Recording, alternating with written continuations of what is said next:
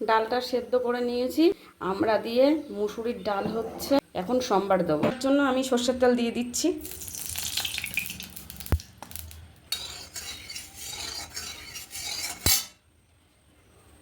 ডাল ফোড়ানোর জন্য আমি শুকনো লঙ্কা দিয়ে দিচ্ছি, সর্ষে দিয়ে দিচ্ছি,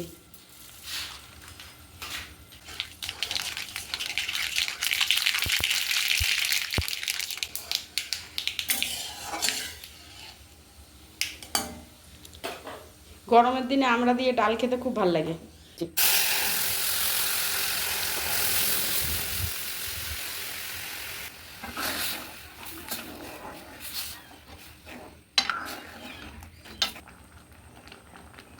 ডালটা হয়ে গেছে, আমি এখন ঢেলে নেব।